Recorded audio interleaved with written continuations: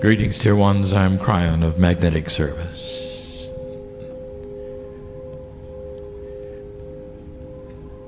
There should be no reason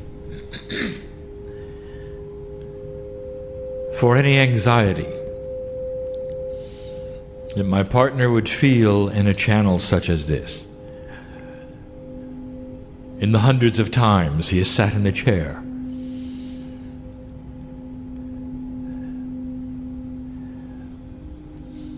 and through the portal, which is his higher self, comes in clean.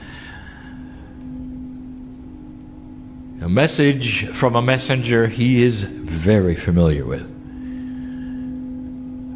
And yet there is anxiety. And there always is when he is in the shadow of the mountain of Lemuria.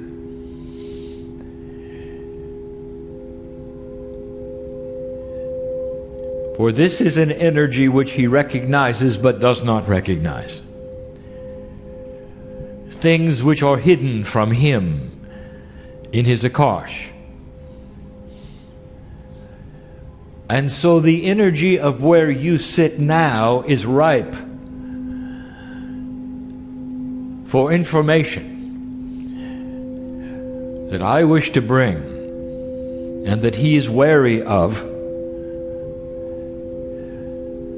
only because he's home.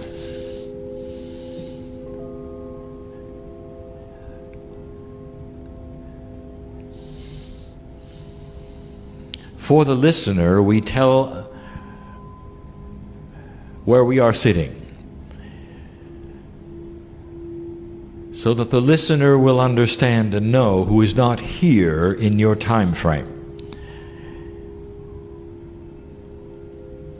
First of all, you were upon the water. But in this particular situation, you're not moving. In the past, channels have been given, which were easier for my partner because you were moving. That is to say, there was no grounding element at all. But there is, here and now, for although you are floating, and although you are anchored, it is a dichotomy, you might say. Are you grounded or are you not grounded? It's a combination that produces an energy which is unique. The water is reflective. And so the energy indeed is similar. Reflective of the past, reflective of history, reflective of you and your part that you might have played in this place. You literally sit in the shadow of the mountains of Lemuria. And if I could take you back, there would be no harbor here. And as we have said before, the peaks of these mountains were far, far higher than they are now. For a geological anomaly in a hot spot took place where there was a bulge in the crust of the earth that pushed this mountain higher. Not quite all the way out of the water, but enough so that the peaks that you would call the Hawaiian Islands were always covered with snow and ice, and there were glaciers that formed. And yet the peaks were where the work was done that was sacred. And it gives an entire different feeling to the paradise of the tropics that you experience now, because it was cold. And now my partner gets information about himself that he does not know. Perhaps that is why he is apprehensive. My partner does not like the cold to this day. He has selected those areas of his life, literally for hundreds of lifetimes, that would never again put him in a situation where he had frozen winters. And he knows the lifetimes that have been showed by the readers of where he's been and what he has done. Even to the next lifetime of where he's going, and none of them have winters because of what happened here.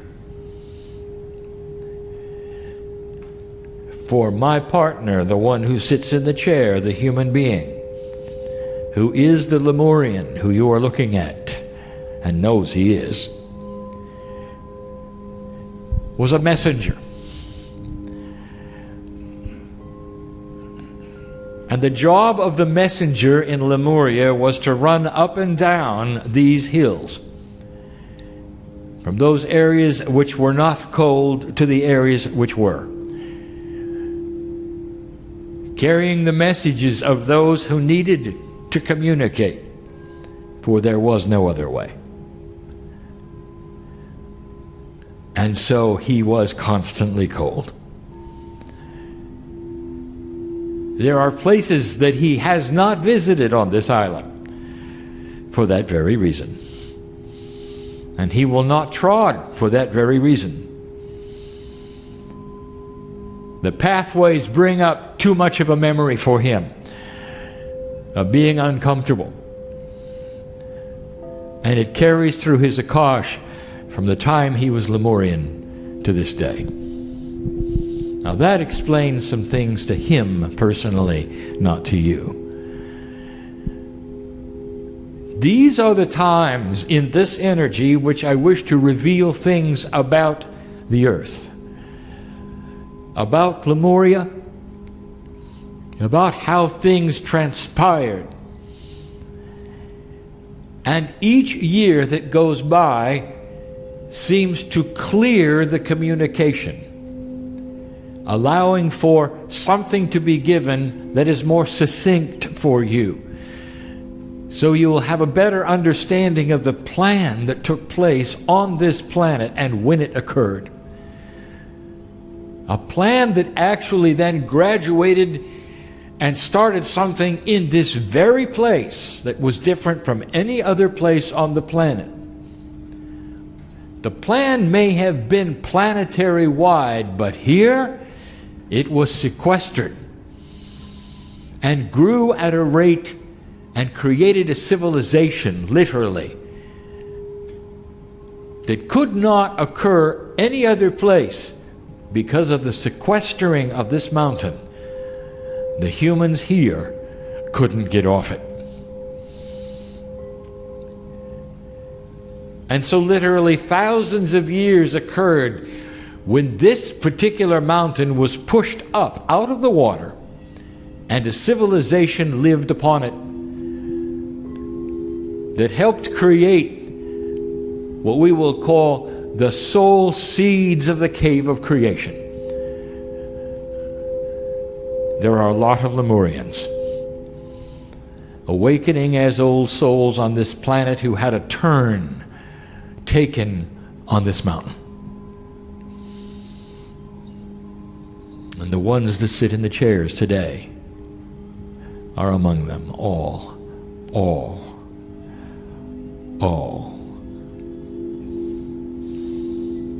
And you feel it.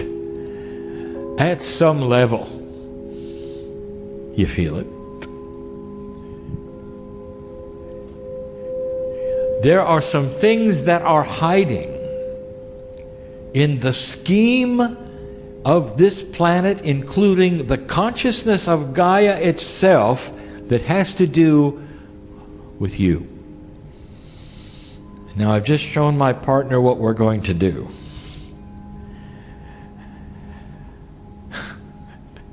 And now he's even more anxious. But when we get into the history and the dates and the concepts that he has not seen before, he gets nervous.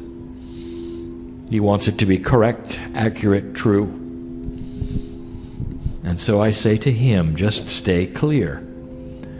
The words will come out perfectly. They will come out logically. For this is the promise, and always has been,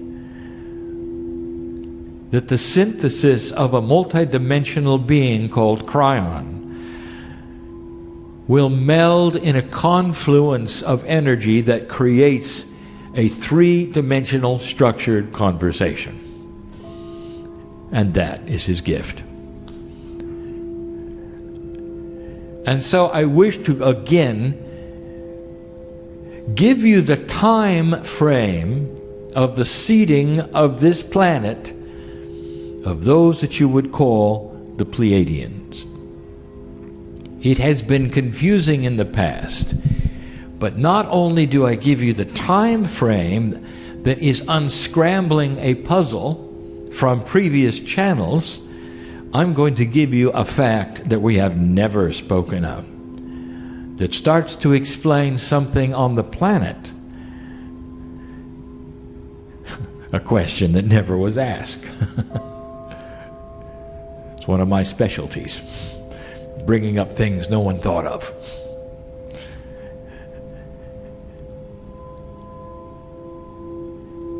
We have said recently that 200,000 years ago was the approximate time frame of the seeding of the planet Earth with enlightenment. But a few years ago, we also told you that Lemuria was only 50,000 years old and that the seeds were here. We've also given you information about what happened 100,000 years ago. Actually, it was more like 90,000. These things would seem contradictory to each other if you felt that the descriptions were the same attribute, and they're not. So we start slowly, and we do it this way. When the Pleiadians first came, humanity was a group. Like all the other evolution on the planet, the mammal called human being had many variety. Up to 26 kinds, reduced to 17 before we got here. And that was the puzzle. For in the seeding of the planet 200,000 years ago, with the DNA that was different, things had to change. Because you had to end up with one kind of human being, the kind you have today. That kind has no variety like the other mammals. So you are unique in an evolutionary way to everything you see around you. So it was the creation of a 23-chromosomed human. When all around you you see the 24, you have 23. So the fusing of portions of your DNA was the element of the Pleiadian who came in and gave you portions of their DNA. And in the process, many things happened simultaneously. When a farmer looks at his field and decides to grow corn, he surveys it in a different way than those who would have the attribute of eating corn. For the eater of corn would say, when did the corn exist? The eater of the corn would then be told it exists when the stalks were high and it was then culled, picked, cooked, and given to them. And that would be the beginning of corn. But the farmer, he looks at it differently. He looks at the raw land that has to then be plowed, energized, fertilized perhaps, turned over a few times, having some seasoned dirt. Perhaps he would plant it, and then he would take the seedlings as they came up and turn them into the ground again. You know the story. So the farmer would have an entirely different idea of when the corn began than the eater. And so there you have two messages, don't you? When did corn begin? One would give you one date, one another. And you would say, well, that doesn't make sense. Which is which? It depends upon who's asking. The consumer of the corn or the grower of the corn? And then there's a third one. What about the conceiver of the corn? I give you this as an example of why the dates are different. So I'm going to give you all of them, and I'm going to tell you what happened, and I'm going to be succinct. And I'm not going to draw it out. 200,000 years ago is when it literally began. The concept of the seeding of planet Earth was given at that point, and the fields, metaphorically, started to be plowed. There was an issue, and we're going to call it the way species work with Gaia. This is something that has happened simultaneously with the grid creation of Gaia. For now we give you something that no one has thought about. When we speak of the grids of the planet, you make an assumption that everything we tell you has always existed on the planet. For the planet being so old, you would say, well, the grids always were there. And I'm here to tell you that only one was always there. And that's the magnetic grid. But it was void. That is to say, it only had that which was created from the core's movement. Today, when we talk about the grids of the planet, we tell you about the consciousness of humanity that is imbued upon the magnetics. We tell you about the crystalline. We tell you about the grid of the Gaia consciousness, which is a consciousness that reacts to human compassion. Now here is the puzzle.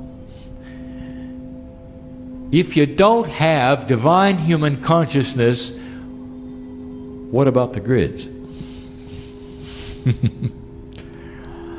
And so what the Pleiadians did was not only to start the seeds of humanity's change into having divine DNA, they brought the conscious grids. They had to. For grids cannot then react to consciousness that doesn't exist. And the consciousness that we are talking about is a sentient human being that stands with a piece of God inside them and with DNA with 23 chromosomes. So let us back up and say it again, and simpler, my partner. The triad of grids on this planet that we've spoken of over and over started with the seeding of humanity. They had to. For all the teachings we've been giving, especially about the crystalline grid that reacts to human consciousness and later compassion and later light, would have had no purpose to be here at all. So that's just one of the things that the Pleiadians did 200,000 years ago. And it was done quantumly in ways that you have no conscious awareness of, for they are beyond your ability to understand at the moment. But the result was Gaia. So you might say Gaia actually was created also quantumly from the seven sisters. Now the Gaia that existed before then was still Gaia, but not as it is now. It was a Gaia that was creating dirt on the earth. A Gaia that created life on the earth. But not a Gaia that responded to human consciousness. It's very different. So Gaia expanded when the Pleiadians came. It took 110,000 years for this to settle itself, for the ground to be ready, and for 16 species of human beings to leave, so that only one was left. And when that occurred, at approximately 90,000 years ago, is when you can start calibrating who humans were. Now, what about all of those others, and how did they leave? Now I'm going to give you something that exists even today. This is difficult, for my partner has not heard it in this fashion. It may not be complete for some of you, but we sit in the shadow of the mountain of Lemuria. We are on a reflective surface. You're floating in the water, somewhat disconnected from the ground, and yet very connected through your consciousness. So this is information that has not been brought in this fashion before. Go slowly, my partner.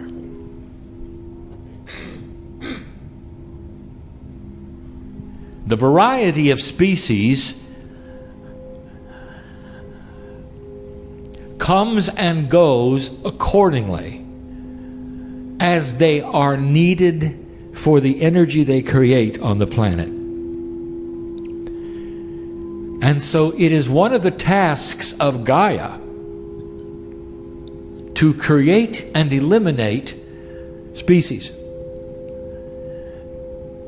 When they are no longer needed for the purpose of Gaia, its development in whatever attribute, they cease to exist and they die out.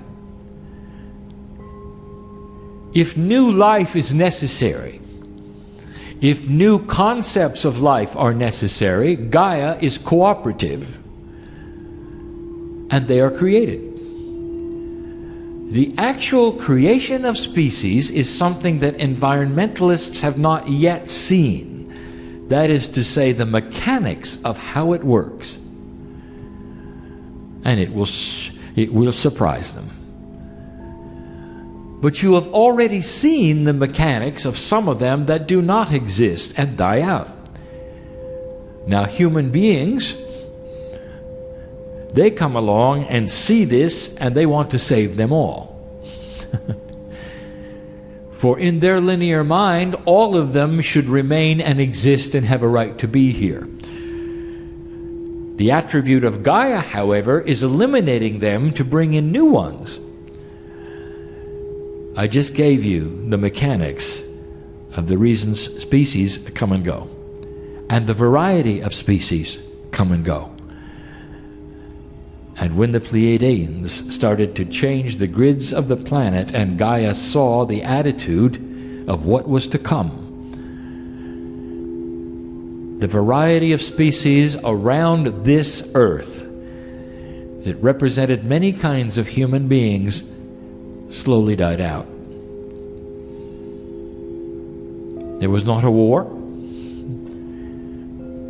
There were no horrible plagues.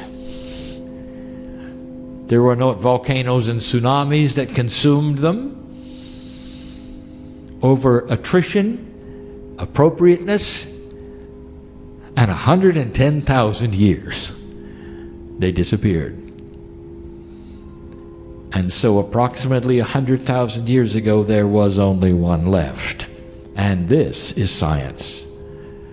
And everything that you study will bear it out. It also starts the esoteric engine of the pattern of life on the planet, where you can start to measure the soul. The very work you're doing today. Track the history. See what the intuition is of the creator of that system. When were you able to look at it succinctly? Now, how does this tie in to where you're sitting? Now we're at 90,000 years ago, and you're now looking at the beginning of the human being who had the 23 chromosomes. It took 50,000 more years for that to develop into a sentient human being who could put together a civilization, even a city. It takes generations of trial and error. It takes a very long time to cook a meal of quality. Things did not move quickly as they do today. This was the very beginning of trying to figure out how to make things work. But wisdom is this way. And the things that the Pleiadians put in place in a 23 chromosome human being, every single generation got wiser. Until the DNA hit an efficiency point that would allow for what you would see today. Perhaps even a little more. Where the divinity inside a human being was recognized and seen. And that was the beginning of Lemuria. Now we're at 50,000 years.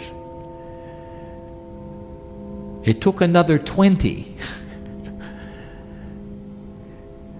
to build the temples of rejuvenation and have the old souls of the kind that you were part of. And now we're at 30,000. And that truly is the time frame of the Lemuria we speak of now. We've told the rest of the story. When the bubble began to go down, that was the lift of the earth's crust, the mountains started to sink. But in the time that we have just discussed, there were thousands of years where this mountain contained a static Lemuria that only grew and old souls went through. Never repeating, never incarnating again, so that you could have the old soul experience. And these were the seeds that literally were planted here that were not planted in other places of the planet. And I want you to say that again, my partner, and I want you to make it better. Because it's an island, and because of those thousands of years that could exist as an island, Lemuria was like a pressure cooker. And it never changed. And that which was learned here was specifically different from the other places of the planet. For humans could go and do whatever they would want, and they could. All they had to do was pick up and leave. And they couldn't do it here. And so this became the place where the Akash of humanity chose to train old souls. And you would come in one time. And then you would go back and wait. And if you incarnated, it would be in another place on the planet. Therefore, there were a lot of souls who would incarnate through 20,000 years in these mountains. That explains why so many Lemurians are on the planet now. There is an awakening going on, dear ones, and the awakening right now on this planet involves your brothers and sisters who spent time running up and down these hills. Now, my partner, I want to talk about him again. He gets cold easy. He was in the Temple of Rejuvenation many times. And this is his association with Ya'i, and some of you know who this is. For as a messenger who was one who carried sacred information, he carried the secrets. And they did not want to share those secrets with very many humans. Therefore, he had a very, very long life. Continuing to be rejuvenated in the temple as many times as even those of royalty, the messenger lived a very long time. And he spent lifetimes as one soul here. And the whole time he was here, he was cold. It explains a lot to him in his Akash, where he lives now, where he'll live next time, where he lived the last time. Even as a mariner in Greece, he chose the warm parts. Now, I reach this point. I've given you the information, a timeline you didn't expect. To say this, Gaia and the grids of this planet all were born at the same time you were. Through the same energies you were. From the same source you were. If you were to go to a planet that exists without a name yet, in the constellation of what you would call the Seven Sisters, a constellation which to this day is celebrated on this island. If you could go there today and talk to them, they have a name for an energy of the dirt of the earth. It's not Gaia, but it's close. They have a crystalline grid. They have a magnetic grid. They have a Gaia-like grid. All that they had was transported here. The very grids of this planet, the ones that we are calling the conscious grids, are also Pleiadian. And that is news you didn't expect. Given in an energy that can only be given as we sit here in the shadow of the mountain that used to be cold. And that's enough for today. But it's your history, Lemurian. It's your history. So here's the invitation for those who sit in front of me. You're going to set foot in the dirt of some of these islands, which is really one mountain. And when you do, you have the privilege of it being warm. So you can look around and feel it. I want you to do that. And I'm going to challenge you right now to feel what is here. For only one reason, so that you will be rejuvenated and your Akash can remember in the way, the only way it can, and that is emotionally, to validate what you already suspected.